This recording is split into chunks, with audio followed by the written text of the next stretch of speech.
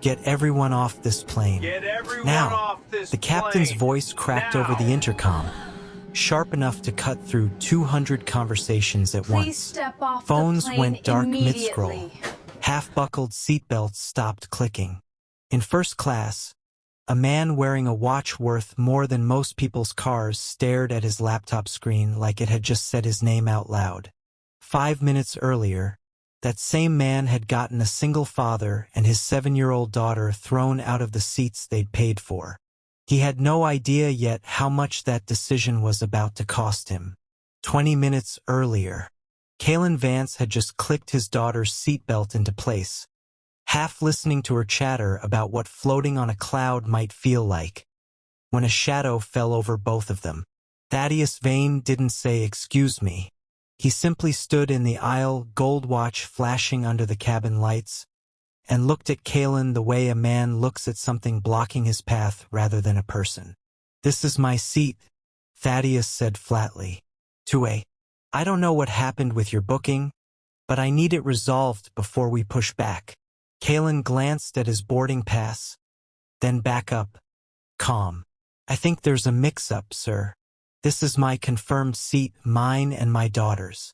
Thaddeus didn't blink. He turned instead to the flight attendant hovering nearby, Maris, her professional smile already straining. "I have a call with London in 40 minutes that determines whether 4,000 jobs still exist next quarter. I am not having this conversation in an aisle. Move him." A murmur rippled through the surrounding rows. An older woman across the aisle opened her mouth to object. "Excuse me, that's not." But Thaddeus cut her off without even looking at her. "This doesn't concern you."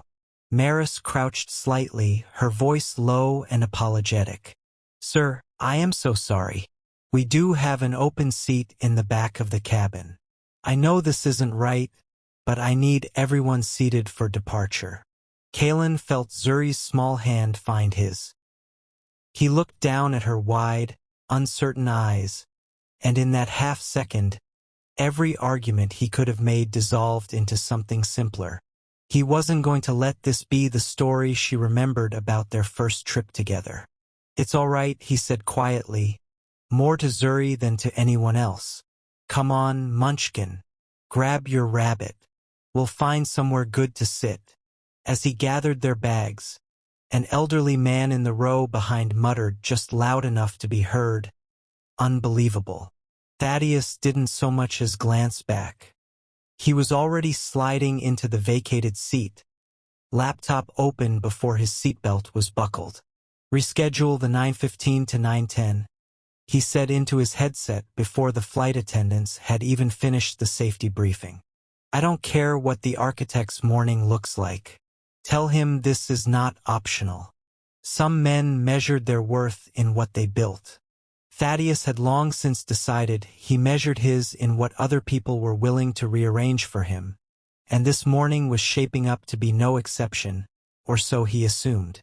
Kalen carried Zuri's backpack through the narrowing aisle toward economy, murmuring reassurance the whole way. A game about counting the emergency exit signs, a promise about extra snacks, until they were folded into a cramped middle and window pair near the back of the plane. It had taken him 6 months of overtime contract work, the quiet, careful kind, hardening a company's digital walls against people who wanted to break in, just to afford the seats they'd been thrown out of. Zuri didn't know any of that. She only knew today was the day they finally saw Mickey Mouse, and she watched her father's face for a cue on how to feel about the rest of it. Kalen made sure the only cue she got was warmth. Quick question before we keep going. If you were in Kalen's shoes, would you have argued back, or stayed calm for your daughter's sake? Comment argue or calm below. And if you're new here, hit subscribe, because what happens to Thaddeus in the next few minutes is exactly why this channel exists. The cabin door sealed with its heavy mechanical thud. Less than 5 minutes later, the captain's voice cracked over the intercom, tight with a tension no scripted safety announcement could hide. "Attention passengers, this is your captain speaking. We have an unexpected ground stop and a mandatory security recall. All passengers must deplane immediately with their carry-on items. Please follow crew instructions to the terminal. A collective groan swept the cabin. Kalen felt something different. Not relief exactly, but a strange, still calm, as if the day had just quietly corrected itself without his asking. Up in first class, Thaddeus was already on his feet, blocking the aisle in the opposite direction this time. This is not possible. I have a 9:15 authorization window that cannot move. Get the captain on the radio. It's a federal directive, Sir, Maris said, her patience visibly thinning. Every seat clears the gate before we taxi another foot. Thaddeus snatched his laptop bag off the seat so hard the strap caught the armrest, muttering about incompetence as he shoved past the same elderly couple he'd ignored minutes earlier. Out in the terminal, the gate area filled with the low roar of 200 frustrated travelers. Kalen found a quiet corner near gate 42, away from the noise, and lowered Zuri onto a bench. Big cookie or little cookie? He asked, already pointing toward the bakery kiosk across the concourse. Big, obviously, Zuri said, and for the first time since the plane, she laughed. At the kiosk, the woman behind the counter slid an extra cookie into the bag without ringing it up, nodding toward Zuri. On the house, she said. Rough morning. Huh? Kalen thanked her, more grateful for the small kindness than he let on. It was a strange thing, he thought, how one person's carelessness could make a stranger's decency land twice as hard. They spent the next hour in their own small orbit. Zuri narrated an entire imaginary conversation between two passing luggage carts while Kalen half listened and half watched the departure boards flicker with delay after delay. At one point she tugged his sleeve and asked, Seriously, Daddy, why didn't you get mad at that man? Kalen considered the question longer than a 7-year-old's version of it probably deserved. Getting mad wouldn't have gotten us a better seat, he said finally. It just would have made the moment about him instead of about you and me and Mickey Mouse. I'd rather spend my mad on things worth spending it on. Zuri nodded like this was obvious, satisfied, and went back to narrating the luggage carts. A man in a navy polo with an airport IT badge slowed as he passed, did a double take and said, Mr. Vance? Didn't expect to see you flying out of here. Everything holding up all right on the new authentication rollout? Kalen gave a small, tired smile. Holding Pete. Barely.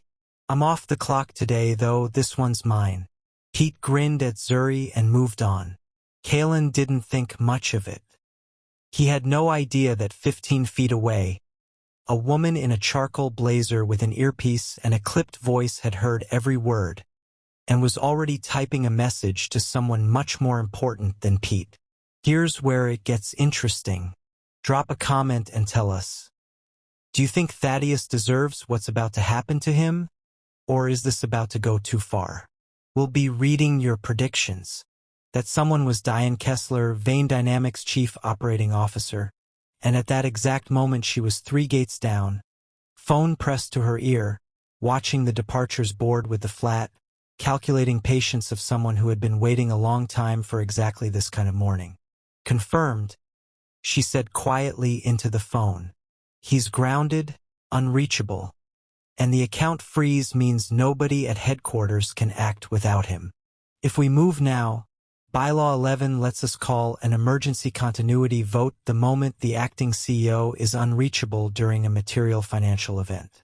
We have a window, maybe 90 minutes. On the other end, a board member she'd spent 3 years cultivating asked the obvious question. And if he surfaces before the vote closes? Then we lost nothing by trying, Diane said, a thin smile in her voice. But he won't. Not in time. She hung up and immediately placed a second call. This one to legal, her tone brisk and businesslike, laying groundwork that sounded, to anyone listening, exactly as legitimate as she needed it to sound. She had spent 3 years watching Thaddeus treat people as obstacles rather than assets, certain that sooner or later his arrogance would open a door for her. She simply hadn't expected the door to be an airport. It wasn't only ambition driving her, though she'd have called it that if anyone asked. She had proposed the exact consent-based travel policy Thaddeus was about to be forced into 18 months earlier, in a boardroom, and watched him wave it off as unnecessary overhead. She told herself this was justice. It would take her a little longer to admit it was something closer to opportunism wearing justice's coat. Thaddeus, meanwhile, was pacing a groove into the terminal's linoleum. Tie loosened, collar damp, phone dead in his hand from 3 failed calls in a row. He didn't know about Diane's calls yet. He only knew his empire was quietly slipping out of his grip, one dropped signal at a time, and that the automated lockout notice on his screen required something he didn't have. A name, a face, a physical presence he hadn't bothered to learn. It was nearly 9 o'clock when his assistant finally reached him on a borrowed charger. Breathless. "Sir, I found something." The chief security architect. The one who has to physically clear the account freeze. It's not someone flying in from headquarters. He's here. He's in this terminal. His name is Kalen Vance. Thaddeus went very still. "Vance," he repeated. "Yes, sir. Row 2. This morning's flight." For a long moment, Thaddeus said nothing at all. Somewhere underneath the panic, a colder, uglier thought was surfacing. The shape of what he had actually done that morning, and to whom. And underneath that, a second thought sharper still. If Diane Kessler learned this before he did anything about it, she would use every remaining minute against him. He found them exactly where Pete had left them. Zuri asleep now with her head against her father's arm. A wool cardigan tucked around her shoulders that Kalen had bought that very morning for the plane's air conditioning. Thaddeus stood at a distance for a long moment before he made himself walk closer. His usual bluster nowhere in sight. "Excuse me," he said, and his voice came out smaller than he intended. Kalen looked up slowly, careful not to jostle Zuri. His expression didn't shift into surprise or satisfaction. It simply waited. "I need your help," Thaddeus said. "There's been an account freeze. It requires your authorization in person, and I understand now that you're the one person who can clear it. I know what I did to you this morning. I know exactly how that looked." Kalen studied him for a moment, then glanced down at his sleeping daughter before answering, keeping his voice low. "You knew my name was Vance an hour ago, and it didn't register. Interesting how fast that changes when you need something from me." Thaddeus flinched, but didn't argue. "That's fair." Kalen looked back out at the tarmac for a moment, weighing something. Then he shook his head slowly and said, "I'm not sure I want to." Thaddeus's face went pale. "Please, it isn't just my deal. It's 4,000 people who had nothing to do with what happened on that plane. Their jobs are sitting inside that freeze too. That landed, and Kalen knew it was true even as he recognized it as leverage. He sat with it a moment, glancing again at Zuri's sleeping face, then back at Thaddeus. "I'm not doing this for you," Kalen said finally.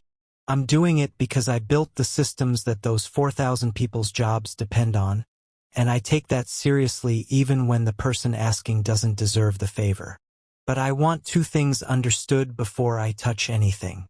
"Name them," Thaddeus said immediately. "First," Kalen said, "when we land, you apologize to that flight attendant, Maris, and the couple you shoved past to get to your seat. Not privately, in front of whoever's still in that gate area. Second, Vane Dynamics puts a real policy on paper.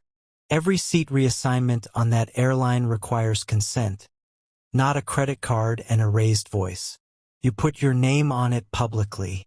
Not because it saves your deal, because it's overdue." Thaddeus's jaw tightened, old pride flickering, but it didn't hold. "Done," he said. "Both. Kalen pulled his tablet from his backpack, moving carefully so as not to wake Zuri, and began entering the multi-step authorization Thaddeus's own security architecture required. An architecture Kalen himself had spent the last year designing specifically so that no single person, however powerful, could force it open without real cause. Across the terminal, Diane Kessler checked her watch. 40 minutes to quorum. She had no idea the freeze she was counting on had just started, quietly, to lift. It took Kalen 11 minutes to walk the authorization through its full verification chain. With every step, he narrated it quietly, not for Thaddeus's benefit but out of habit. The same careful, exact process he used every day, regardless of who was watching. Thaddeus hovered nearby, saying nothing, watching a stranger calmly rebuild the thing he had spent the morning destroying by accident. When the final confirmation screen turned green, Thaddeus exhaled like a man surfacing from underwater. "It's done," Kalen said. "Counts are live again. But you should know. Someone tried to call an emergency continuity vote while you were dark. Board Bylaw 14 requires unanimous notice to the acting CEO before that vote can be certified. You were never notified, which means whatever's been set in motion isn't valid unless you say so." Thaddeus's expression shifted from relief to something harder. Who initiated it? Kalen turned the tablet screen toward him, the authorization log still open. Diane Kessler. Logged 18 minutes ago. Thaddeus stared at the name for a long moment. Then, quietly, "She's been circling for a year. I told myself I was imagining it." He didn't rage. He didn't storm off toward a phone. He simply straightened his loosened tie, looked back at Kalen and said, "I owe you more than an apology. You owe Maris one first," Kalen said simply. "Then we'll talk about the rest." By the time their delayed flight was called for boarding, word had already spread through the gate area that the airline was hosting a modest little press moment of its own making. Thaddeus Vane, stripped of his usual armor, stood in front of a small cluster of gate staff and stranded passengers and apologized. First to Maris, whose stunned expression slowly softened into something like disbelief, then to the elderly couple, who accepted with more grace than he probably deserved. It wasn't a grand speech. It was short, plain, and clearly uncomfortable for him, which was exactly what made it land. Behind the scenes, Diane Kessler's attempted vote collapsed within the hour once board counsel confirmed the notice violation. She resigned from Vane Dynamics before the week was out, her ambitions having outrun her patience by exactly the wrong number of hours. The board's public statement was 2 sentences long and mentioned nothing of the airport, the flight, or the man who had quietly made sure the vote never had a chance to count. At the gate, a supervisor pulled Kalen aside with an apologetic smile and a new boarding pass. "Compliments of the airline, sir." And Mr. Vane insisted, "If that's all right with you." Kalen looked over to where Thaddeus stood, hands in his pockets, waiting rather than demanding for the first time all day. Kalen gave a small nod, equal parts acceptance and boundary. Zuri stirred as they walked down the jet bridge, blinking up at her father. "Are we still going to see Mickey Mouse, Daddy?" Kalen smiled, adjusting her cardigan as they stepped aboard. Nothing in this world was ever stopping that, sweetheart. Not for 1 second. If you believe people can actually change the way Thaddeus did today, drop a folded hands in the comments below. And if this story hit you the way it hit us, subscribe, we've got another one just like it coming soon. They settled into wide leather seats near the front of the cabin, Zuri already drifting back to sleep against his arm before the plane had even pushed back.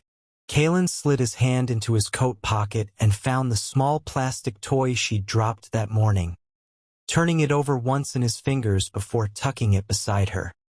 Outside the window, the runway lights blurred into motion, and somewhere over Florida a few hours later, Zuri woke just long enough to press her face to the glass and whisper, "We're floating, Daddy. before falling back asleep with a smile that had nothing to do with anyone else's apology, and everything to do with the fact that her father had never once let her feel small. They landed a little after noon, the Orlando sun sharp and bright through the terminal windows, and Zuri ran the last stretch of the walkway ahead of him, backpack bouncing, rabbit clutched under one arm. By the time they reached the resort shuttle, she had already narrated an entire imagined conversation with Mickey Mouse about the merits of big cookies versus little ones, and Kalen let himself laugh, really laugh, for the first time since they'd left home. That evening, as fireworks bloomed over the castle and Zuri sat perched on his shoulders, sticky with cotton candy and glowing with the particular joy that only 7-year-olds seem to access fully, Kalen thought about the version of that morning where he'd fought for the seat, made a scene, spent the whole day angry instead of present. He was glad, watching the light catch his daughter's face, that he hadn't chosen that version. 3 weeks later, back home, an internal memo went out across every Vane Dynamics office, signed personally by Thaddeus Vane, outlining a new company-wide respect and consent policy for employee travel, quietly nicknamed, by staff who'd heard the story secondhand, the Vance Protocol. Kalen never asked for credit and never got any publicly. He didn't need it. He had what he'd actually been building toward the whole time. A promise kept, a daughter who trusted him completely, and an industry-wide reputation as the architect whose systems could not be bullied open by anyone, no matter how much they were used to getting their way.